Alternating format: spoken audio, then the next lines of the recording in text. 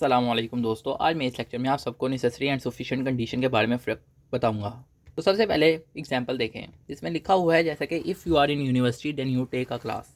अब ज़रूरी तो नहीं है कि हर दफ़ा जब आप यूनिवर्सिटी में हो तभी आप क्लास ले रहे हो, बाज़ आप बंक भी कर सकते हो, बाज़ ब्रेक भी हो सकती है, यानी कि और भी फैक्टर्स हो सकते हैं। मीन्स कि आपकी ये कंडीशन ज़रूरी नहीं कि ट्रू हो, या मस्ट नहीं है कि अगर आप यूनिवर्सिटी में तो आप सिर्फ क्लास ही लेने आए हो। अगर आप यूनिवर्सिटी में भी आप लैब में हो, भी आपकी ब्रेक हो, तो मीन्स के फिर हमारी ये जो कंडीशन है ये सफिशेंट है। मीन्स के अगर हम इफ़ की बिना पे देन, यानी कि अगर हमने कोई कंडीशन लगाई है, यानी कि इफ़ का मतलब कोई कंडीशन लगाई है, यू आर इन यूनिवर्सिटी, ये कंडीशन है, और देन का मतलब कि वो चीज़ होनी चाहिए। अगर ये इसके मुताबिक ये चीज़ होना ज़रूरी ना हो, तो अगर आप यूनिवर्सिटी में हो तो अगर आप टेक का क्लास ना भी ले रहे हो, मीन्स के कंडीशन फॉल्स हो, या इस कंडीशन के अलावा और कोई और फैक्टर हो इसके मुताबिक, इफ़ कंडीशन के मुताबिक जो कि ट्रू हो रहे हों इसके अलावा, तो हम कहेंगे ये सफिशिएंट कंडीशन है। मीन्स के जब हमारे पास इफ़ की बिना पर देन में मल्टीपल चांसेस हों तो हम कहेंगे ये एक सफिशिएंट कंडीशन है। मज़ीद कुछ एग्जांपल देखते हैं इसका, इससे आपको मज़ीद क्लैरिफाई होगा सफिशिएंट नेसेसरी कंडीशन के बारे में फ़र्क। अब यहाँ पे एक और एग्जांपल है जिसमें लिखा है कि पी एक्स में बताया जा रहा है कि ट्राइंगल जो है वो इक्विलेटरल है, क्यू एक्स में बताया है कि ट्राइंगल आइसोसेलेस है। वो कहता है कि P x implies Q x जो होगा या सफिशिएंट कंडीशन होगी या नेसेसरी। तो इस तरह के आपको क्वेश्चन आ सकते हैं। सबसे पहले तो आपने इसको ट्रांसलेट करना है इसके मुताबिक। तो ये इसका मतलब यही बन रहा है कि if triangle is equilateral then triangle is isosceles. अब देखिए, इक्विलेटरल ट्राइंगल एक ऐसा ट्राइंगल होता है जिसमें ट्राइंगल की ऑल थ्री साइड्स इक्वल होती हैं, जबकि आइसोसेलेस ट्राइंगल एक ऐसा ट्राइंगल होता है जिसमें एटलीस्ट टू साइड्स जो होती हैं वो इक्वल होती हैं ट्राइंगल की।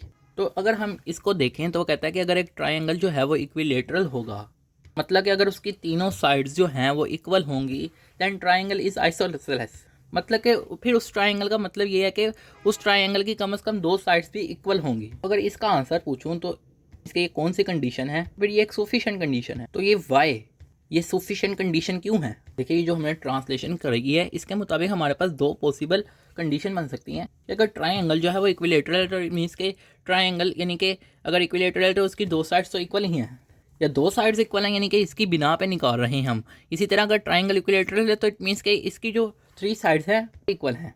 मीन्स के टू साइड्स भी इक्वल हो सकती हैं, थ्री साइड्स भी हो सकती हैं। अगर हम इसको ट्रांसलेट करें तो देखें, अब यहाँ पे देखें ना, हमारे पास दो चांसेस हैं, दो पॉसिबल आंसर्स आ रहे हैं। जब हमारे पास दो आएँ या दो से ज़्यादा चांसेस हों, फिर हम ये कहते हैं कि वो कंडीशन जो है वो सफिशिएंट है। तो आपने देखना है क्या वो मज़ीद ब्रेक हो रही है स्टेटमेंट, मीन्स के इसके बाद देन के बाद जो है इफ़ के मुताबिक वो मज़ीद ब्रेक हो रही है या नहीं।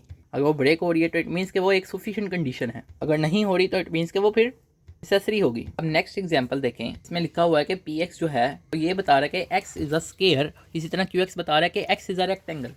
मैं अगर आपसे पूछूं कि P x implies Q x जो है क्या एक सफिशिएंट कंडीशन है या नेसेसरी, तो सबसे पहले उसे ट्रांसलेट करें तो ये देखें, if X is a square then X is a rectangle. तो ट्रांसलेशन के मुताबिक यही बनता है। तो इससे पहले आपको एक और चीज़ पता होनी चाहिए। सबसे पहले वो बताता हूँ आपको, ये है कि जितने भी स्केयर्स हैं वो रेक्टेंगल होते हैं, मगर हर रेक्टेंगल जो है वो स्केयर नहीं होता।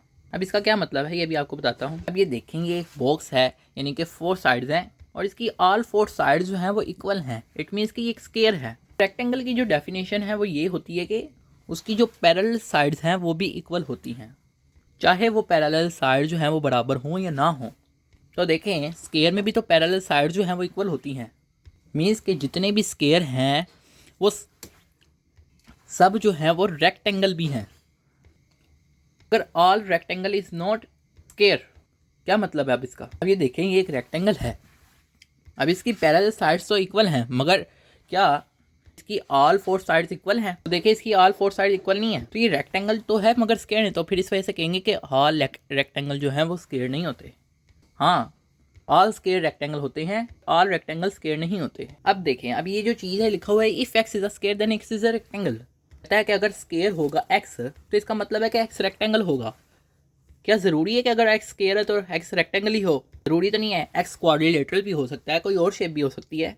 मतलब कि एक से ज़्यादा चांसेस हैं। बताया उसने एक है कि अगर एक्स स्केयर है तो x is a rectangle. But आप यहाँ पे देखें कि स्केयर के, अगर एक्स स्केयर है तो एक्स जो है वो रेक्टेंगल के अलावा और भी कोई साइड हो सकती है, चाहे उसने नहीं भी बताई। तो मतलब कि मल्टीपल चॉइसेस है, फिर हम कहेंगे ये एक सफिशिएंट कंडीशन है। याद रहे कि हमारे पास नेसेसरी कंडीशन तब होगी जब हमारे पास सिर्फ only and only one chance होगा। यहाँ पे सिर्फ और सिर्फ एक चांस नहीं है, यहाँ पे अगर एक्स स्क्वायर है तो वो रेक्टेंगल के अलावा कोई और शेप भी हो सकता है, वो क्वाड्रिलेटरल भी हो सकता है, जरूरी नहीं कि रेक्टेंगल ही हो। तो इस वजह से ये कंडीशन जो है वो सफिशिएंट हुई है। आई होप कि आपको सफिशिएंट कंडीशन के बारे में काफ़ी पता चल गया है।